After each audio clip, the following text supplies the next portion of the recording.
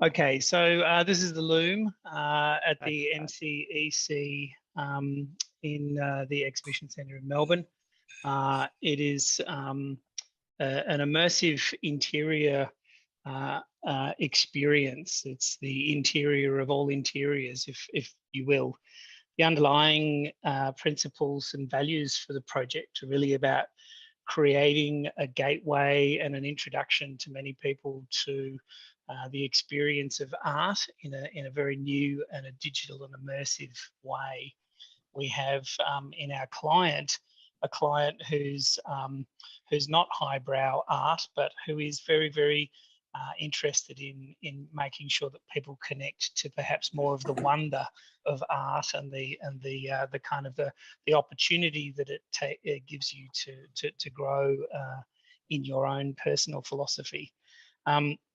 3,100 square meters of completely digital audio, visual, and also olfactory sense, sounds, and sights greet you in this space. There is no particular art piece. It's everywhere, it's all around, it's on the floor, it's on you. This is a very important point for our client, was how do we build a transformational space, a space that people were almost lost in wonder within. For us, the idea that is perhaps today the Van Gogh show is wonderfully supplemented by the fact that we've designed this essentially machine for immersion, such that Grande Exhibitions and the state government are able now to commission works from new and upcoming digital artists. We have a lot of young people now who are incredibly digitally savvy, but are not necessarily going to art galleries to experience their life or to look at a painting and stand in front of it and ponder. These new works that are being commissioned by amazing motion artists, producers, musicians, composers are given an opportunity in the LUME to have a canvas never before seen, a complete immersion that gives them access to an audience, but also gives them access to a medium that they've never been able to play with before. We think that there's a massive role there for creating and supporting these new works from both Indigenous artists, Indigenous consultants. This particular show, Our Starry Night, was inspired by some of the work that's been going on with uncovering and remembering all of the work that Indigenous Australia was able to do on that space. So for us, this project is about creating a gateway to art and a gateway to new spaces. We've taken over 2 of the halls of the expansion of the exhibition centre in the MCEC. It's a large space, and it is quite overwhelmingly empty when you first see it.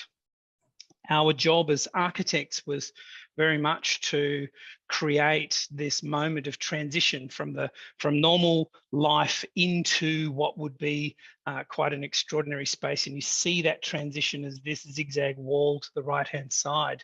The concourse, as you will be familiar, is designed for large groups and large gatherings. The location of the installation for the LUME at the Exhibition Centre was really driven by its incredible amenity. Obviously, car parking and toilets are resolved. There's a lot of goodwill there.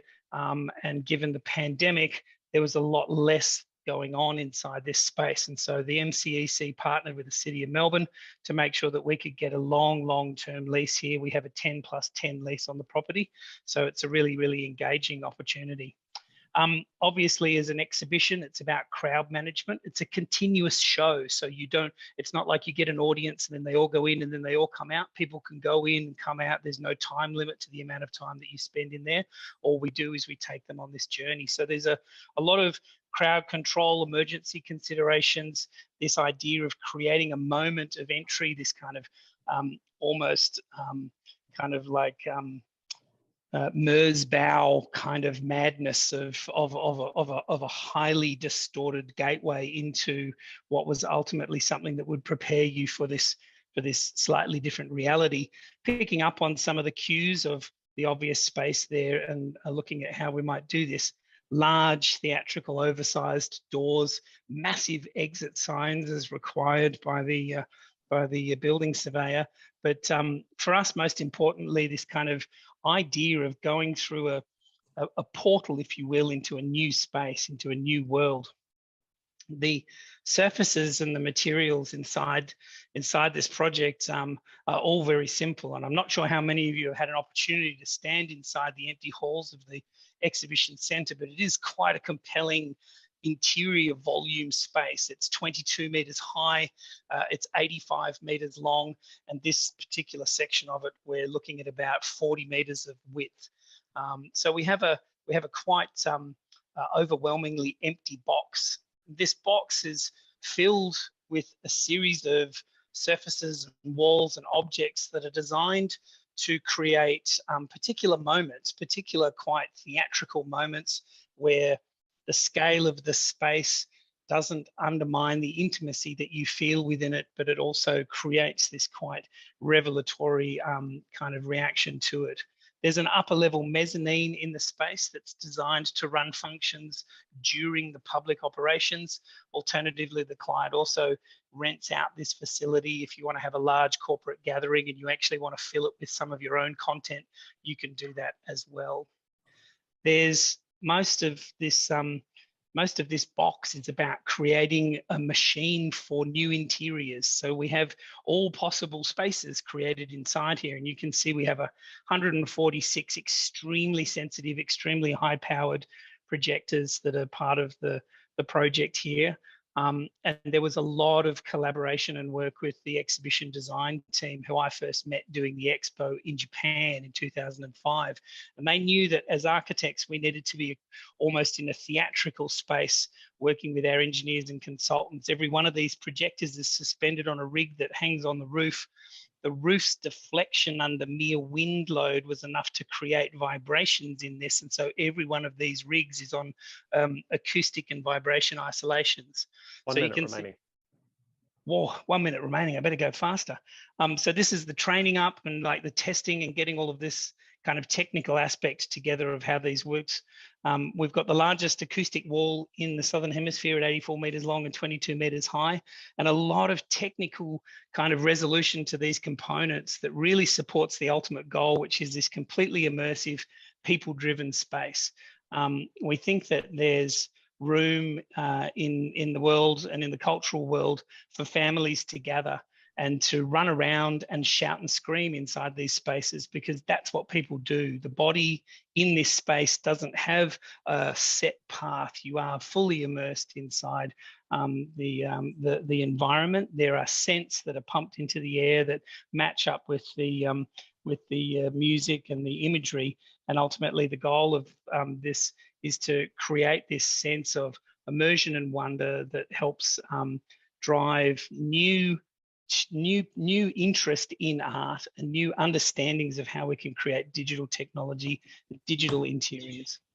I think given the challenge of the interiors category right now, this is the ultimate kind of interior that could be any interior. It's not about how light falls through a window or how a particular material has been set next to another one. This is actually about how do we create new worlds that lead people to new spaces.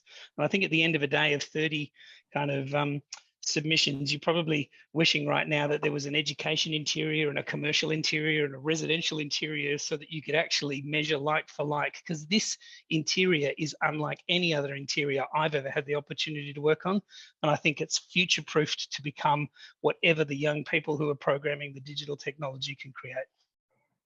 Thank you.